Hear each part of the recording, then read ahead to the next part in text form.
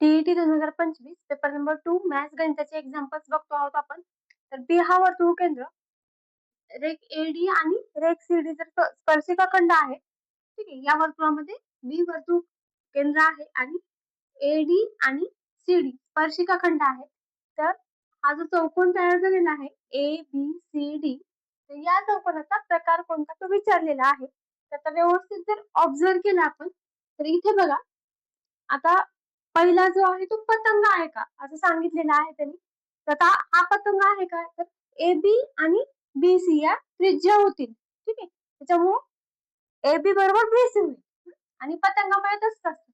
आणि आपल्याला एक रूल माहिती आहे, वर्तुळाच्या बाहेर जर दोन स्पर्शिका खंड काढलेली असतील आणि ते जर एका बिंदूमध्ये मिळत असतील, तर ते दोन स्पर्शिका खंड एकरूप असतात. त्याच्यामुळे एडी बरोबर सीडी आहे.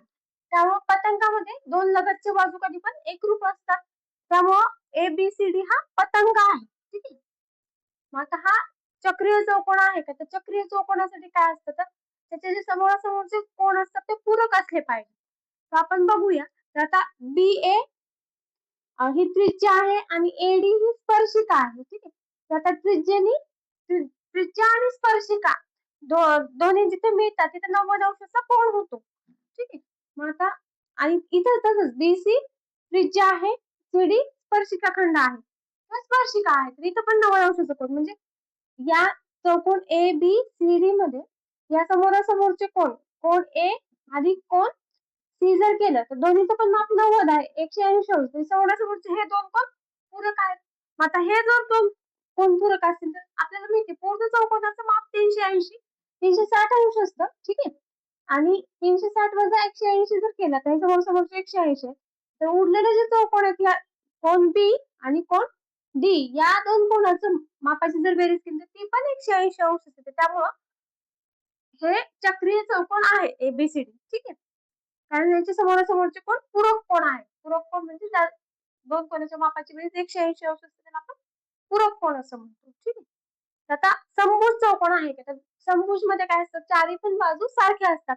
इथे बघा फक्त दोन दोन बाजू सारख्या आहेत लगतच्या त्या पण.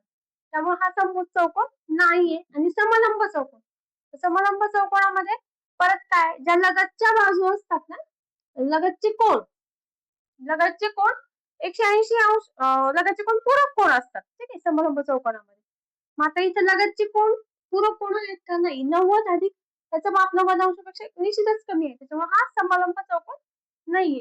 त्यामुळं हा जो आहे चौकोन तो एकतर पतंग आहे किंवा चक्रीय चौकोन आहे. आता पर्यायामध्ये ए आणि बी जिथं आहे ते आपला पर्याय क्रमांक 2. ठीक आहे. पुढचं गणित आहे एक्स वजा 3 हा एक्स स्क्वेअर वजा 2x वजा 3 आणि एक्स स्क्वेअर वजा kx वजा 6 चा मसावी आहे. ठीक आहे. तर आपल्याला k ची व्हॅल्यू काढायची आहे. तर आता इथे जर व्यवस्थित आपण ऑब्झर्व केलं तर कोणत्याही दोन नंबरचा मसावी म्हणजे त्याला त्या मसावीने निशेष भाग जात असतो.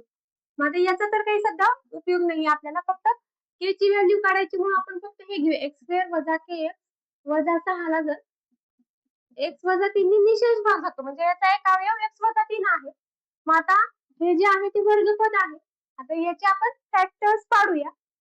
म्हणजे ज्या दोन नंबर्सची बेरीज किती आली पाहिजे, वजा की आली पाहिजे आणि त्या दोन नंबर्सचा गुणाकार वजा 6 पाहिजे. वजा 6 असणारे दोन गुणाकार शोधूया आपण. वजा 6 असणारे, तर आता एकतर वजा 2 आणि 3 होईल किंवा वजा 3 किंवा 2 होईल. ठीक आहे. यांचा गुणाकारच वजा 6 येऊ शकतो. ठीक आहे. मग आता याच्यापैकी आपल्याला बेरीज किती पाहिजे आहे, वजा के पाहिजे आहे. मग आता बेरीज जर वजा के आणायची असेल, ठीक आहे, तर आता यांच्यापैकी मोठा नंबर ला चिन्ह वजा पाहिजे. ठीक आहे. मग आता आपण ही जोड घेऊया, वजा 3 आणि 2. मग वजा 3 आणि 2 यांची बेरीज म्हणजे आपण यांचे कसे अवयव पाडतो, लास्ट जे पद असतं त्यांचा गुणाकार आणि मधल्या पदाची त्या दोन, आता इथं वजा 3 आणि 2 ची बेरीज म्हणजे वजा के. वजा 3 अधिक 2 बरोबर किती आलं पाहिजे, वजा के आलं पाहिजे. ठीक आहे. तर किती येईल मग, वजा 3 अधिक 2 वजा 1 येईल बरोबर? वजा के म्हणजे के बरोबर किती आहे? 1 येईल. ठीक आहे. पर्याय क्रमांक 2. ठीक. लक्षात आलं का मी कसं काढलं? तर आता कधी पण आपण वर्ग समीकरण सोडतो म्हणजे अवयव कसे पाळतो? तर अवयव पाळताना आपण काय करतो?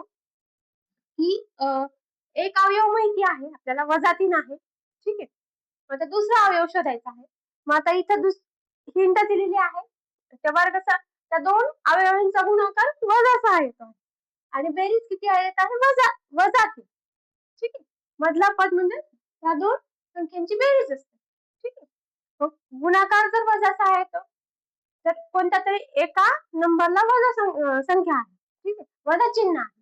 मग आता वजा 3 घेतलं मी, वजा 3 आणि 2 आणि त्यांची बेरीज पण निगेटिव्ह होती. बेरीज निगेटिव्ह होते म्हणजे मोठ्या नंबरला वजा चिन्ह आहे.